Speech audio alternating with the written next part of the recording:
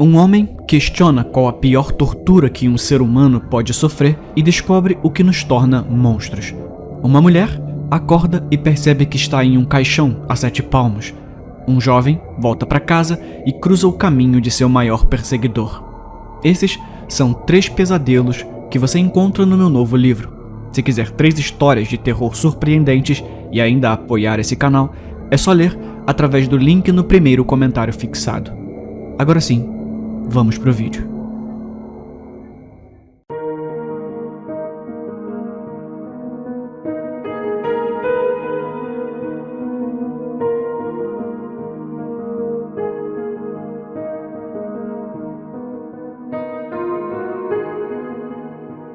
A minha esposa e eu sempre vivemos uma espécie de vida isolada em nossa fazenda com nosso filho.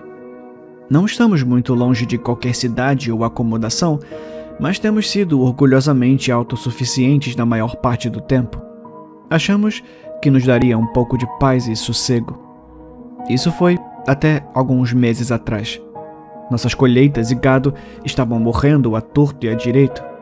As vacas caíam como moscas.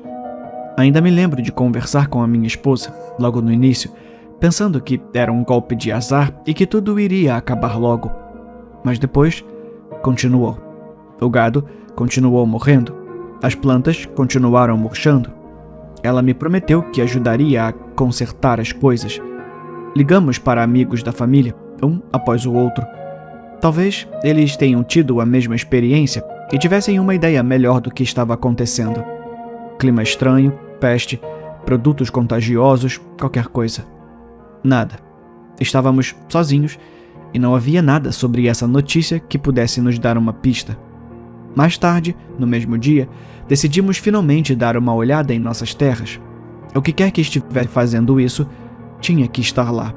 Mas já estava ficando difícil procurá-lo. O que quer que tenha causado isso, causou tantos danos à nossa fazenda que ficou quase completamente irreconhecível para nós. O chão era preto como o alcatrão e matéria vegetal podre cobria escassamente a terra. Vacas mortas, que ainda precisávamos limpar, jaziam no solo estranhamente úmido. Em retrospecto, deixar as vacas provavelmente salvou a minha vida. Definitivamente havia algo errado com elas. Mesmo depois de todas as intervenções, ninguém ousou tocá-las. Não sei porquê, e duvido que algum dia saiba. A minha esposa continuou a insistir que iria consertar as coisas. Ela sempre foi uma mulher determinada, muito mais determinada do que eu. Enquanto procurávamos, era difícil distinguir o que deveria estar ali e o que poderia ser um produto contagioso. Tudo parecia igual. Logo, ouvi minha esposa me chamando para ver alguma coisa. A terra ao seu redor parecia encharcada, mais úmido do que o normal. Ao lado dela, flutuava lentamente um pequeno fluxo de alguma coisa. Parecia estranho, vermelho pálido, com textura de clara de ovo. Cheirava fortemente a carne mal cozida e parecia irradiar um leve calor. Nós nos mudamos. Não sabíamos o que era isso. Eu ainda não sei. Chamamos imediatamente a polícia e esperamos que, depois de alguma limpeza química, pudéssemos voltar ao normal. Talvez demorasse semanas, meses, anos, mas certamente voltaríamos ao normal. Certamente. A polícia apareceu mais tarde naquele dia, inspecionou a cena. Eu não tinha ideia do que eles estavam olhando. Depois vieram os cientistas e homens em trajes enormes. Eles colheram amostras, nos mandaram ficar em quarentena por alguns dias e foram embora. Algo na maneira como eles se comportavam era enervante. Isso não estava certo. Eles sabiam também que não estava certo. Eles sabiam que isso precisava ser tratado com mais delicadeza, mas por algum motivo tiveram que se apressar.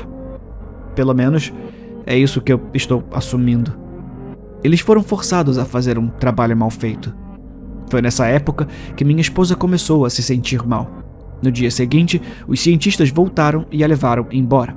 Exames, visitas hospitalares, pesquisas. Tudo o que me disseram foi que eles não conseguiam entender aquilo. Eles estavam transportando a pobre mulher por todo o país porque nenhum laboratório conseguia descobrir o que era esse produto contagioso. Não quero imaginar como deve ter sido isso para ela. Continuei perguntando sobre ela enquanto a situação piorava. Eu estava tentando acompanhar a situação o mais de perto possível. Conversei com os cientistas envolvidos. Tive que saber o que estava acontecendo. Tudo o que sabemos é que o produto contagioso é algum tipo de tecido animal fortemente tóxico. Seja o que for, parece ter sido fortemente alterado geneticamente de uma forma que nenhum dos laboratórios com os quais cooperamos consegue replicar, mesmo em nível teórico. Parece conter células de vacas e ovelhas. No entanto, as células estão fortemente deterioradas, por isso essa suposição pode estar errada. Todo mundo estava coçando a cabeça, pensando em como isso tinha acontecido. Quanto mais eu aprendia sobre o produto contagioso, mais inacreditável parecia. Procurei os departamentos de polícia, mas tudo o que consegui foi um frio: estamos investigando a origem do produto contagioso. A mesma não resposta em todas as chamadas. Eu me perguntei se havia alguma investigação. E se não havia, por quê? Por que não estavam investigando essa grave contaminação? Fui deixado para me defender sozinho assim. Uma semana depois, recebi um telefonema de um laboratório informando que minha esposa faleceu naquela manhã. Seus momentos finais foram gastos sendo transportados freneticamente de instalação em instalação. Eu nem consegui me despedir dela. Eles a enviaram para um necrotério próximo para se preparar para o funeral. Naquele mesmo dia, recebi uma carta do necrotério. Eles não conseguiram ficar com o corpo. Não explicaram o porquê. Presumi que fosse algum tipo de preocupação com esse produto contagioso. Fosse o que fosse, eu sabia que algo obscuro estava acontecendo. A carta dizia que o cadáver seria devolvido à minha residência devido a nenhuma instalação disponível disposta a acomodá-lo. O corpo foi trazido uma hora depois, sem aviso prévio. Tudo o que eu podia fazer por enquanto era procurar algum lugar e torcer pelo melhor. Talvez fosse quanto tempo fazia desde que eu a via pela última vez, mas algo em seu rosto parecia diferente. Também não era diferente de um cadáver. Eu não conseguia descrever, mas era como se todo o seu crânio tivesse mudado de forma. Eu a deixei no galpão e reavaliei as minhas opções. Eu estava preso com um cadáver na minha casa, tentando freneticamente navegar nessa bagunça. O que quer que estivesse acontecendo logo abaixo da superfície aqui, eu sabia que não estava certo. Nesse ponto, eu tinha conexões com todos os malditos laboratórios do continente. Eu estava estendendo a mão para a esquerda e para a direita na esperança de que alguém pudesse fazer algo sobre isso. Nada. As pessoas me disseram com certeza que ninguém iria acolhê-la. Ninguém sequer tentaria dar um destino ao corpo. Queime ele, me sugeriram. Eu fiquei furioso. Ao pôr do sol, eu sabia o que tinha que fazer. Eu não queria, e não era exatamente o enterro que ela gostaria, mas era o melhor que eu poderia oferecer.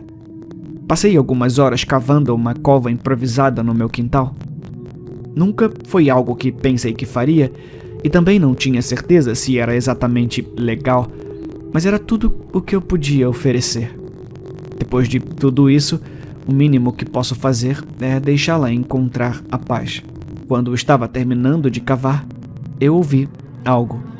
Primeiro, ouvi o som de algo pesado batendo contra a parede. Depois, gritos. E depois, algum som estranho, grotesco e seco.